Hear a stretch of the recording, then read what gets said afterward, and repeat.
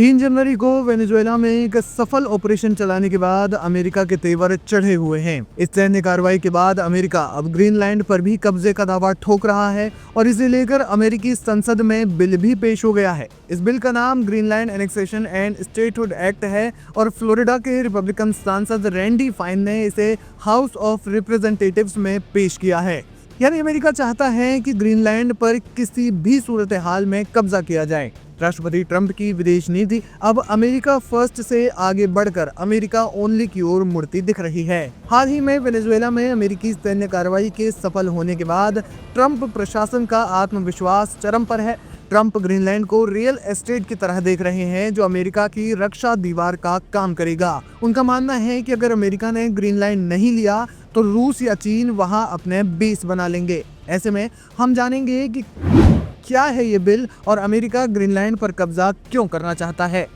Greenland annexation and statehood act Greenland के विलय या अधिग्रहण के लिए आवश्यक कदम उठाने का अधिकार देता है। बिल में ग्रीनलैंड को भविष्य में अमेरिका का 51वां राज्य बनाने की रूपरेखा तैयार की गई है।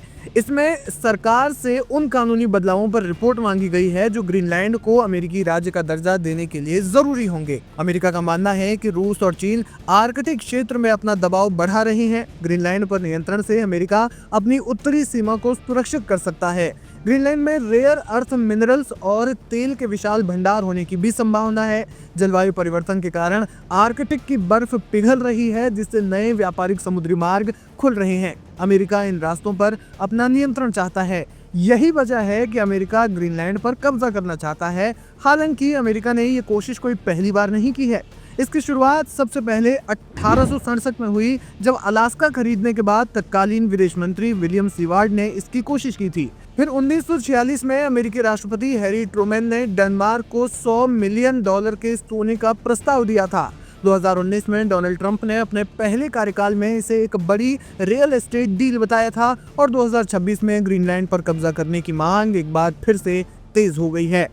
ग्रीनलैंड के मामले में राष्ट्रपति डोनाल्ड ट्रंप ने इसे राष्ट्रीय सुरक्षा के लिए अनिवार्य बताया है। उन्होंने इस मुद्दे पर काफी आक्रामक रुख अपनाया है। ट्रंप ने बार बार दोहराया है कि अमेरिका को राष्ट्रीय सुरक्षा के दृष्टिकोण से ग्रीनलैंड की अभी और तुरंत जरूरत है। उन्होंने इसे अमेरिकी रक्षा प्रणाली के लिए एक रणनीतिक केंद्र माना है। ट्रंप का मुख्य तर्क ये है कि ग्रीनलैंड में चीनी और रूसी जहाजों की गतिविधियां बहुत तेज हो गई हैं। फिलहाल ग्रीनलैंड चारों तरफ से रूसी और चीनी जहाजों से घिरा हुआ है। डेनमार्क इसकी रक्षा करने में सक्षम नहीं है, इसलिए अमेरिका को ये जिम्मेदारी लेनी होगी। हाल ही में अपने बयानों में ट्रंप ने बेहद कड़ा रुख अपनाते हुए कहा कि अमेरिका इस क्षेत्र को हासिल करने के लिए कदम उठा रहा है और वो अपने लक्ष्यों को पूरा करेगा, चाहे डेनमार्क या ग्रीनलैंड को पसंद हो या नहीं। हालांकि ये अभी बिल सिर्फ पेश हुआ है, इसे 2 सदनों में पास होना है, लेकिन माना जा रहा है कि ट्रंप प्रशासन की प्रेस सचिव कैरोलिन लेविट और खुद ट्रंप ने संकेत दिया है कि ग्रीनलैंड को हासिल करने के लिए सैन्य विकल्प हमेशा खुला है। ट्रंप के सलाहकार स्टीफन मिलर ने कहा कि वेनेजुएला में किए गए सफल ऑपरेशन के बाद अमेरिका को जल्द से जल्द ग्रीनलैंड पर भी कब्जा कर लेना चाहिए ताकि रूस और चीन वहां कदम न रख सके।